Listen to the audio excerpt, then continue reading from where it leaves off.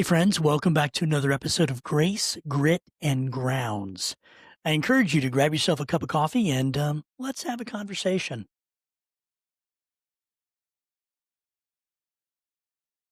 So, we are marching ever closer through the holiday seasons. And for us, if you're watching this in order and if you're watching this in November, then we're about a week or so away from Thanksgiving and all of the craziness that happens in that holiday. And, I think sometimes some seasons feel heavier than others. And for me, November seems to pile things on, pressure, expectation, exhaustion. For us, we're going to be driving to Denver to visit with my daughter and her husband and two of our grandkids. And I'm really looking forward to it. But from where we are in northern Kentucky, it's an 18-hour drive without any stops at all. And we're going to have to make a couple. So we're already feeling that pinch as we speak because that's just the nature of the season. We want to go and visit our family. We want to have the holiday the way we imagined it when we were younger, before our kids started to leave home. And it also brings in a lot of other baggage. Unfortunately, it's not a bad thing. It just is a thing. And I think for me, the message that I hear most often during this season is don't quit, you know? And this is where I think grit really comes into play. We talk a lot about grace, grit, and grounds on this podcast channel, largely because, well, I'm a guy and I grew up, as I mentioned when I first did this, on a steady diet of cowboy films and books and those kinds of stories, along with having uh, a father, a grandfather, and a great grandfather that each went through their own experiences in three different major wars from World War One to Vietnam. And I heard those stories. I saw the stories and the scars that those stories held uh, played out in the lives of those three men. And I learned that grit was something that was forged. It was earned. It was experienced. It was never learned from a book or from a television or a magazine. And that's where I got this sort of mentality. And I kind of wanted to put together a channel that would appeal to anyone, but also would speak to my own experience as a man, the need to keep going. I remember once when we were hunting in Alaska, Northern Alaska, myself, a good friend of mine named Tom Beam, and he's a Marine from the word go, from his nose to his toes. There's nothing about him that's not a Marine. And of course, when we were going hunting, he'd long since retired, but you don't ever stop being a Marine. And we had to walk about 3 miles to get to where this moose was. And then we had to walk back. And it was a huge challenge. And that's another story for another day. But I remember on the back end of this, when we had just walked through Alaskan tundra, uphill, downhill, through grass, we're covered in moose blood, and we're having to get back to our friends. The sun has set, the the temperature was dropping. We were in bear country where bears definitely hunt, and bears are one of the few animals in the world that actively hunt humans. And I'm covered in their favorite food, or at least the smell of it, and they can smell for miles and miles and miles. And my friend knows all this, and we still have a ways to go. We're not really sure where our friends are. We'd lost sight of them. They're on a ridge. We're trying to get up to them, and I am just physically done. And he's like, he just kept motivating me like I was a Marine recruit. I'm in my 50s, and he's like, "Gotta keep going, Al. You gotta keep going. You can't stop. Don't quit. Don't surrender." I finally got to the point where I was like, "Tom, I'm gonna sit next to this stump right here, and I'm going to sleep right here. You can come back tomorrow morning and find me." And I was content at that point that if a bear were to happen upon me and end my life, I could go to heaven at least satisfied that I did as much as I humanly could. But my friend Tom wasn't willing to give up on me. And through his motivation and his marineness and the uh, the timing of our other friends who managed to find us, we were able to get off that mountain. We were able to harvest the moose, and it was just a great story that we have afterwards. I've learned that sometimes I don't always have the grit to keep moving on, and I think that if I were by myself on that mountain, I would have quit. But I wasn't alone. I had a friend, and then I had another friend, and I had another friend, and all three of them worked together to help me not only harvest my first moose, but allow me to survive that first night afterwards. You know, real grit, biblical grit, knows how to lean on God, how to lean on our friends, and when to lay things down and when to pick them up. And when his rest and his strength is enough because we're leaning on it instead of our own. We're talking about the weight that we carry. As a man, as a pastor, as a leader, as a teacher, as somebody who regularly stands up and gives guidance, direction, and really focus and vision for a pathway that a group of people who are following me are going to move. This is a very important topic to me, and I think to other men like me. But I am a firm believer that the Bible teaches that the husbands and the men in their families are supposed to be the spiritual authorities in the family. And I preach about this. I've written about this. I teach about this. I'm talking about it now.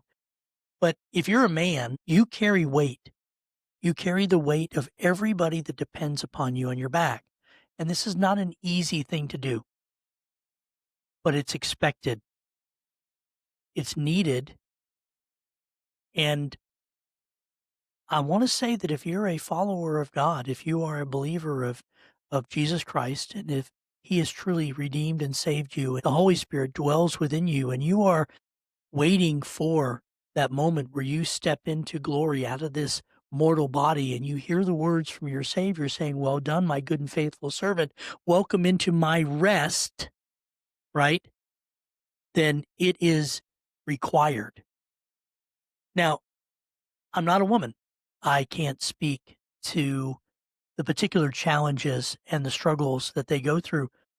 I can only admire the quiet strength that my wife and the women in my life have, but I can't always speak to that. But to this, I can. I know what it takes to keep moving forward, to never give up, to never surrender, even when surrender would be the easiest thing to do. I'm bad at this. I really am, and I'm bad at leaning on God. I will go until I am emotionally exhausted and worn out. I've done this time and time again. I've moved through these stages of burnout multiple times in my life, my ministry, my experience. I'm not saying it's right. And in fact, I would have to say just the opposite. It's wrong. I shouldn't do that. But I struggle giving things up, giving things over. In fact, I don't even like to go backwards. Like if I leave my house and I have forgotten something, unless it is absolutely essential, like I cannot accomplish the goals that I have for that day, I will not go backwards. I don't like even going back to my house to pick things up. There's something in my gut that twists up that says, Al, don't go backwards, not even a single step. I struggle when I play chess or in other tabletop strategy games. One of my favorites is Axis and Allies, and I have a hard time surrendering. I have a hard time pulling my forces back and regrouping for a strategic push that I need to go forward. I'm not a general. I don't have that, but I just struggle with those things. And I've had to learn over the years that sometimes you have to just lay things down. Jesus speaks about in Matthew chapter 11, and we'll talk about this a little later in the episode, that he says, my yoke is easy and my burden is light. But you know something? He's not saying that life is light. He's not saying that this journey is going to be easy. He says the yoke he's placing on us that is accompanied by a burden that he is going to require us to pull is it's not heavy and it's not hard because he knows that that's a double fisted yoke. That yoke has you in the trace and him side by side with you. He's telling us through that word picture that he is pulling along with us, and that in order to make this journey, we have to lean into his strength and do this together. It's just the way it's meant to be. I want this episode to be a conversation about something I want to call holy grit, not burnout grit, not stubborn grit, but grit fueled by grace. Because in this season, this season when everything starts moving forward and the weight starts piling up on our back, we have to have a way to move forward. I want to talk a little bit about emotional fatigue, holiday pressures, right? And we all have them. And it doesn't matter whether you're a man or a woman, whether you're a husband or a wife, or whether you're a child in a house. We all have the pressure that this holiday season puts on us. There are expectations from our families. I remember one year, my wife asked to cook the turkey because she had come up with a way to make a really good turkey. She has this unique way that she stuffs the turkey. And I know everybody has their own stuffing recipes, but her stuffing wasn't stuffing that you eat. It was stuffing that was designed to make the turkey taste better. So it was oranges and other types of things. I don't even know all the stuff that went in this. It was just this compote of aromatic and flavorful spices that would make the turkey better. And one of our family members, I won't name them, happened to notice, they visited our house, happened to notice that we had had the turkey thawing out in preparation for this cook. And we had it in the kitchen sink covered in water for a little bit so that it would thaw a little faster. And that family member was kind of appalled that we did that and thought that we were going to serve turkey that was going to be spoiled or rotten. But didn't say anything to my wife. And so we show up with the turkey and a few other side dishes at this meal, and that family member had taken it upon themselves to cook a different turkey, one that was, I guess, thawed the right way. And it was as though that family member took a knife and stabbed it directly into my wife's heart. And I didn't fully understand then. At the time, I was more of trying to be a peacemaker, not understanding the slight and the offense that my wife took at this as being one of the first times she'd ever cooked a turkey for this particular family gathering. And she looked me right in the eye. She says, "Get the turkey, get the kids, and get in the car. We're going home." And I tried to smooth things over. And the look she gave me, it's one of the few times that I can honestly say that I did surrender, instantly and totally. I said, "No problem." I grabbed the turkey, I grabbed the kids, we were in the car, and 20 minutes later, we were back home, and we ate the turkey. Everything was fine. Nobody got sick. It wasn't a messed up turkey. It actually was one of the best turkeys I've ever eaten. I feel bad that that happened to the family member. We were able to work through it later, and we were able to find some healing in the family after that. But that was a huge amount of pressure that was placed on my wife. And at the time, I didn't realize it. After the event, and after I had time to process and put myself in her shoes, I realized the kind of pressure she was under to perform. And yeah, it was there. There's that along with this grind to get to the end of the year. There's a lot of things. I mean, I mentioned in a previous podcast, we're gearing up in the church to finish up our budget, to get final business meetings. I'm getting ready to have in a very important final meeting for our Baptist Association locally, where up to 15 to 20 different churches are gathering together, and we're going to be just finalizing our plans and looking forward to 2026.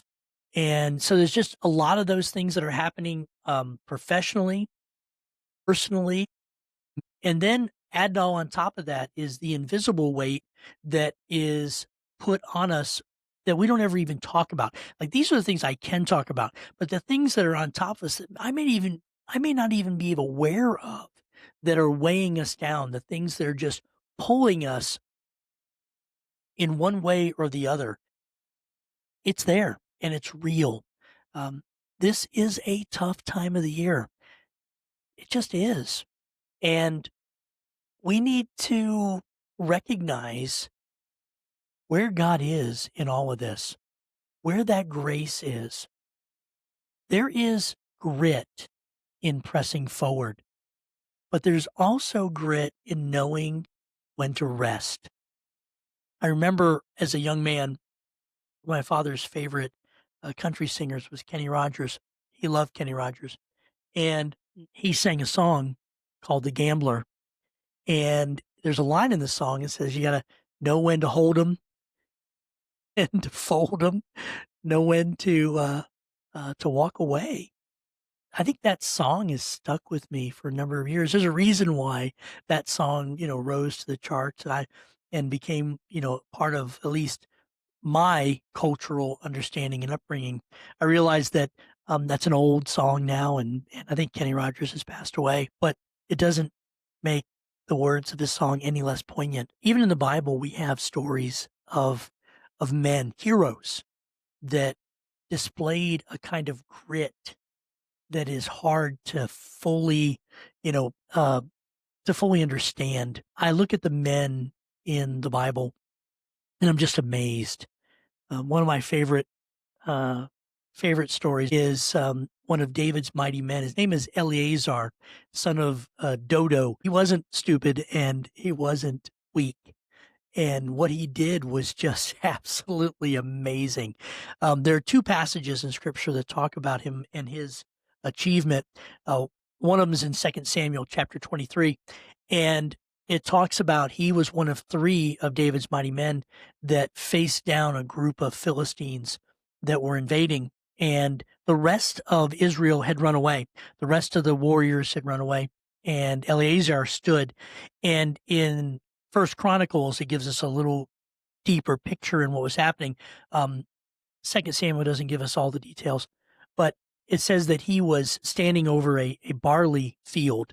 And if you know anything about barley, barley is not the best, the best kind of grain to make bread with. It's actually I guess you could say common bread. It was the bread of the peasants. It wasn't the fine flour that others would eat. And so this was a poor man's field. This wasn't a wealthy field.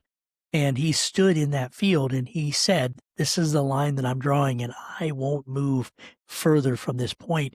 And he fought so hard and so long that Scripture says that his hand was stuck to his sword. Now, I am a sword fighter. I'm a competitive fencer. I do enjoy that.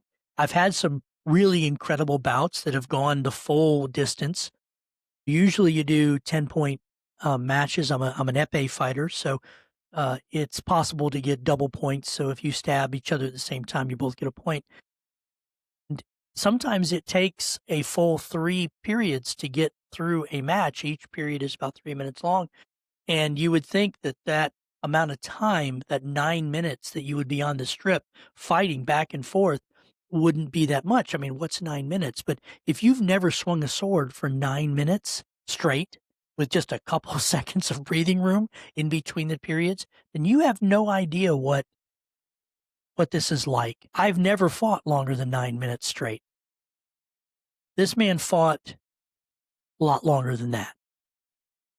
And when the soldiers came back and found the piles of dead Philistines around him, and all that was left to do was loot the bodies, they said they came back just for the spoils. He stood in that field. He guarded that field. He swung, and God used him to deliver his people. He fought, and God sustained him. And he held that sword as God held him. Now, that's a kind of grit that I just frankly don't fully comprehend. And I don't think anybody can until they've been in that situation. The Lord brought a great victory that day through Eleazar. And I think even our strongest moments in life are just evidence of him carrying us through because we've been able to move because of his strength. One of my other favorite characters in the Old Testament is found in Judges chapter 3. And I'll be honest with you, I have spent years studying this particular judge. He is hands down my favorite judge in the Old Testament. It's Shamgar ben Anat, son of Anat. There is literally 2 verses about him in the whole Bible, and they're exactly the same. There is a passage in chapter 3 and a passage in chapter 5. In chapter 5, it's just Deborah, the prophet, the judge herself, singing a song of the judges up to her day, and she just requotes chapter 3 in her song. And it literally just says, Shamgar ben Anat, son of Anat, slew 600 Philistines with an ox goad and judged Israel. And that's it. And you are left with a ton of questions. But I'm going to tell you, even in all those questions, and I could spend hours talking about Shamgar, even though there's only one verse, less than 16 words about him altogether. But there is something pretty amazing in that. He killed 600 invaders with a long, sharp, pointed stick. Not his sword, not a club, not the jawbone of a donkey. No, he did this with a stick that was designed to poke an ox in the back of his butt to get him to walk.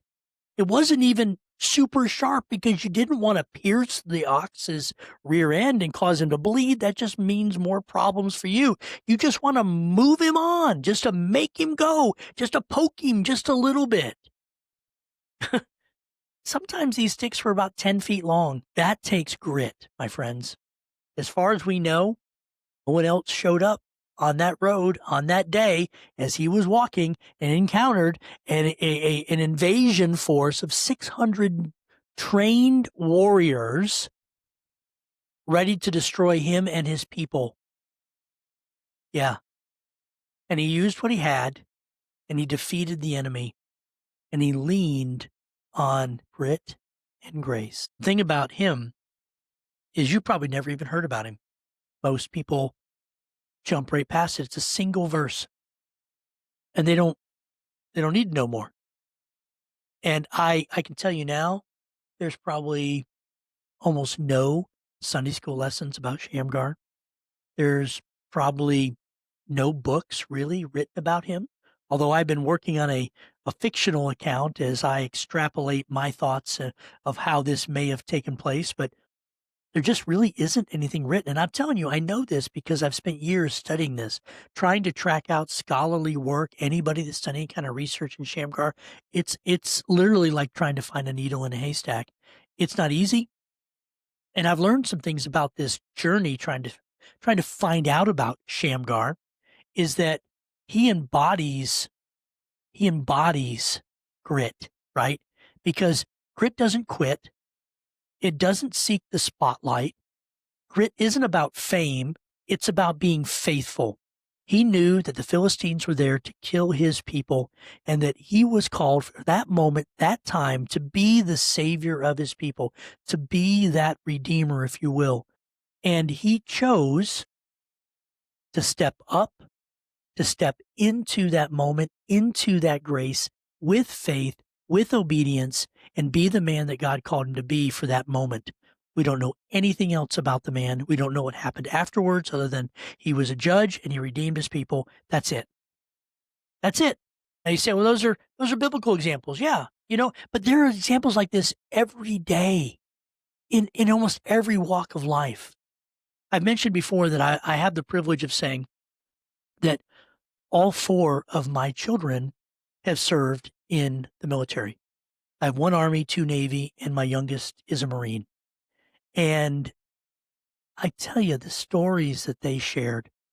My daughter got hurt in boot camp and had to spend an extra 8 weeks in basically a hospital unit waiting to heal so she could finish boot camp. She's brilliant. She is fantastic. She completed her service, and now she continues to work as a contractor for the government and continuing to do the job that she did in the military. And she's just an amazing woman with this kind of strength and tenacity that every man dreams that their daughter has. My youngest son told me the story of his final days in boot camp and the final crucible event that they do for at least for his unit. I don't honestly, I'm not a Marine. I know a lot of Marines, and they've all told me similar stories, but I can't speak to the training as far as what they're doing right now. But for my son, they kept him up for over 24 hours, hiking, drilling, doing whatever it is they're doing in that final 24-hour period, running, doing all the things you have to do in a full pack, in a full kit.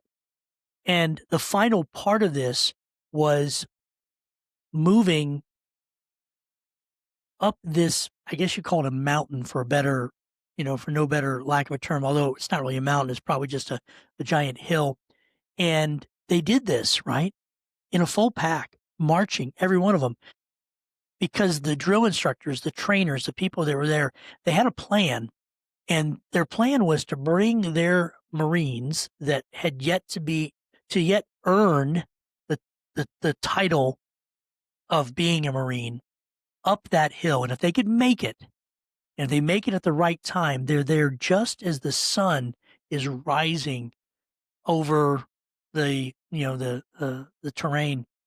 They're in San Diego, and it's at that point they gather all of the recruits together, and they formally, amongst each other, among the brotherhood of other Marines, award them their globe and anchor.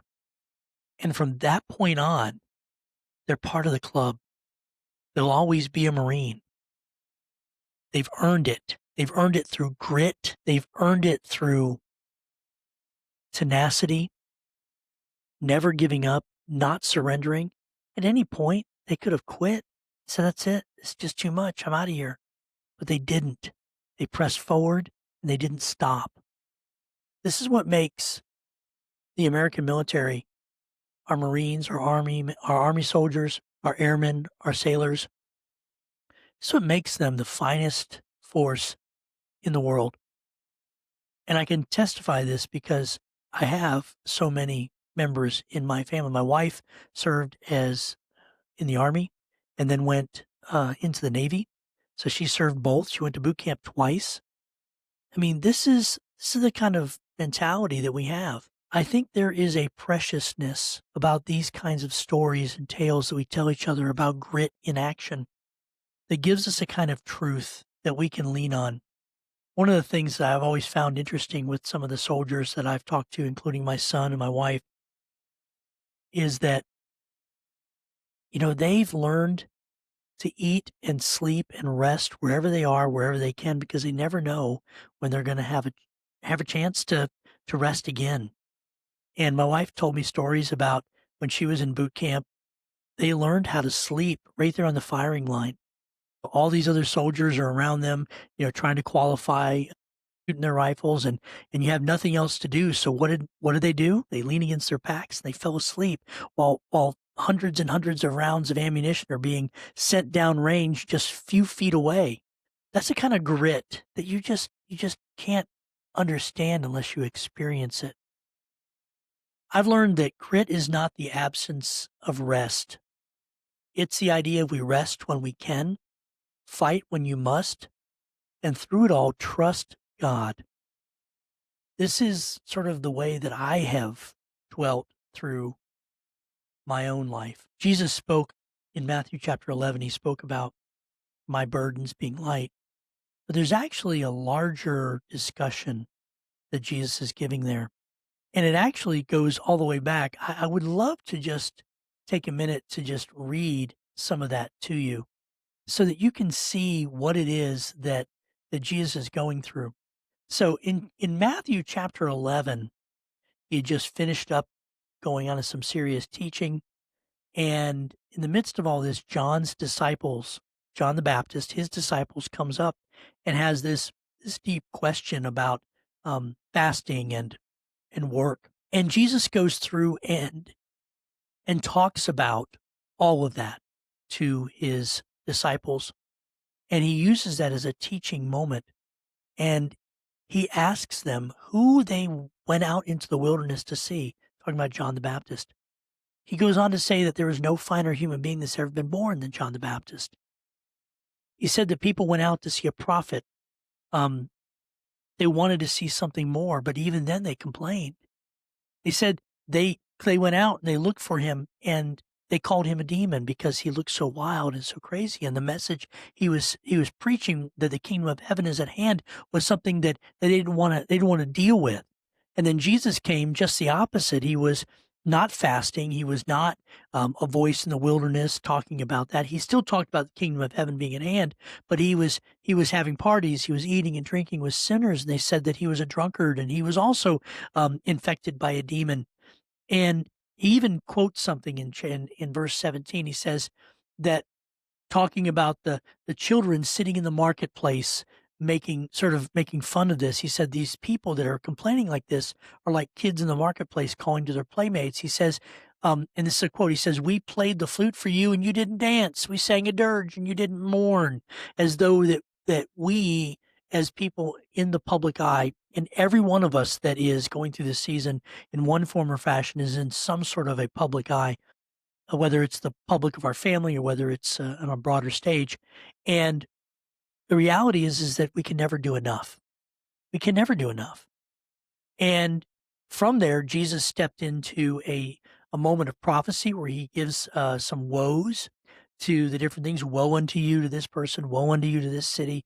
And he just goes through that. And then he ends this with sort of a prayer. He's declaring this. He says, "I thank you, Father, Lord of heaven and earth, that you have hidden these things from the wise and understanding and revealed them to little children." Basically, the people that didn't know as much, the unsophisticated, his apostles, his disciples. And he goes on, he says, "Yes, Father, for such was your gracious will. All things have been handed over to me by my Father, and no one knows the Son except the Father, and no one knows the Father except the Son, and anyone to whom the Son chooses to reveal him. Come to me." This is it. Remember, he says, "Come to me. Come to me, all who labor and are heavy laden, and I will give you rest. Take my yoke upon you and learn from me, for I am gentle and lowly in heart, and you will find rest in your souls. For my yoke is easy and my burden is light." This is a powerful, powerful statement that we are seeing from the lips of Jesus as he's talking about what this means in that greater context. He's not just talking about a parable of, two beasts of burden pulling a cart. He is laying this down knowing that, like him, we are going to be scrutinized in every way, shape, and fashion. And the more responsibility that we have in our lives, the greater number of eyes are watching us, whether it's the eyes of our children, our family members, our bosses, the people that we are leading, the people that we are led by. This all comes into the kind of weight that we carry, family stress. I don't even want to talk about anxiety.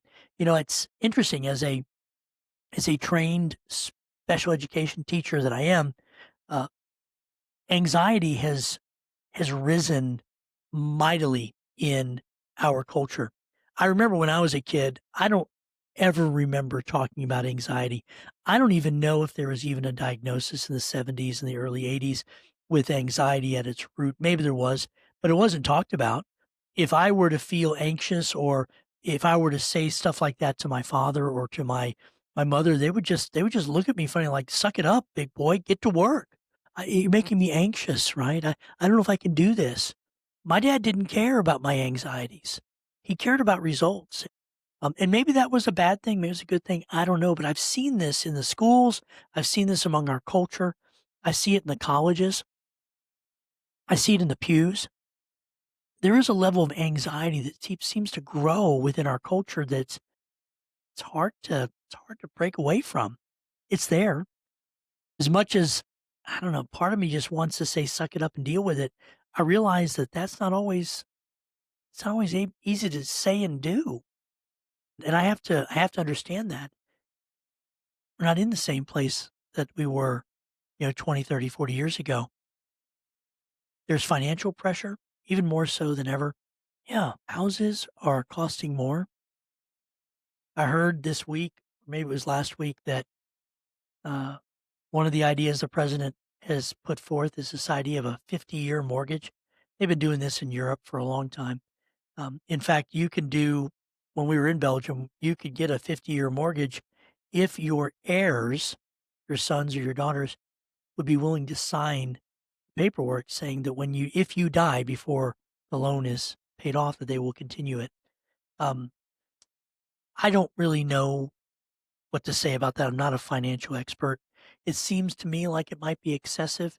It may lower the amount of money we have to pay for the short term, but it's just going to add more interest, I would think, at the end of it. It just seems silly. And that's just tiny little piece of all the other financial pressures that are placed upon us. In the midst of all that, we're going through this season where we all, for the most part, if you've lived any length of time, have an empty chair or two at the holiday dinner table that you wish wasn't empty. Whether that family member or that friend is gone, or whether they're just not there because, there's a falling out or anger. That all leads to grief. There are some people right now that are going through those moments of grief where loved ones are in the hospital and things aren't looking so great.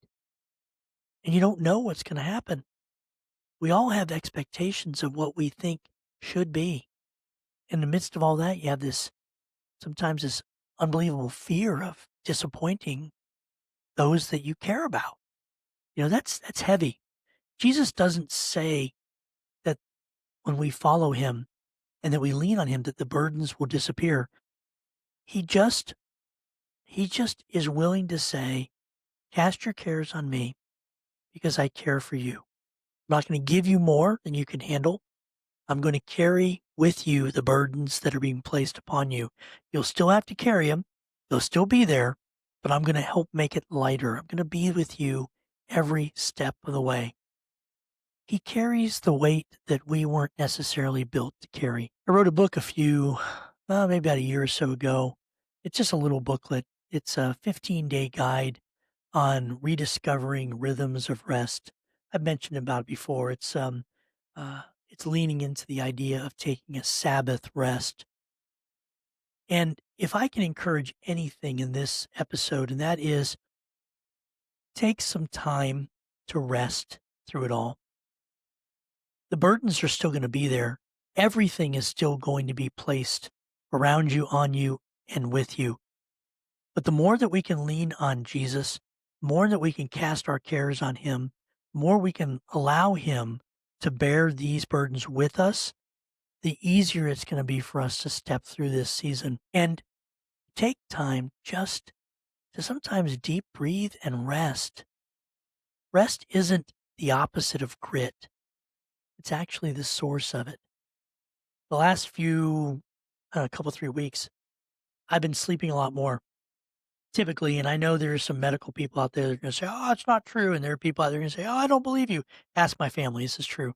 I only sleep about 4, maybe 5 hours a night at best. And I went to bed last night at 1 a.m. and I read for a few minutes and then was able to, I guess, fall asleep. The last time I looked at the clock, it was 1:10, and the next time I looked at the clock, it was 5:30, and I got my 4 hours, right? I could have gotten up. I could have gotten going. I mean, I have a lot to do today, and this was one of them. Make sure I get my recording in for the week, and so I can start editing the process and get it up in a timely manner. And I could have easily gotten up and gotten started for the day, but instead, I forced myself into an attitude of prayer. And it wasn't a lengthy, complicated prayer. You know what I actually prayed about? I said, Lord, just give me another hour. Not to lay in the bed and rest, but actually sleep. And I read for a little bit longer. I tried to get myself back in that restful mode. And about 6, maybe 6:15, I remember looking at the clock. And the next time I looked at the clock, it was 8:30. The Lord gave me an extra hour and a half or so of rest. And I knew that I needed it. He knew that I needed it. And I feel so grateful that he gave me that. Instead of getting up and running, I chose to take a few more minutes in prayer, to read a little bit, and to just rest, knowing that, God has this. That I'm not the source of everything and every activity and everything has to happen, that he is. And I'm just partnering with him, that we're carrying this yoke together. Without rest, grit becomes stubbornness. And stubbornness is not a place we want to be. With rest, I think grit becomes resilience. It allows us to truly move forward. I think rest is a place of worship. It's holy. It's precious. Rest is obedience. We're commanded to rest. 6 days you shall work, and one you shall rest. But this is what God has given us.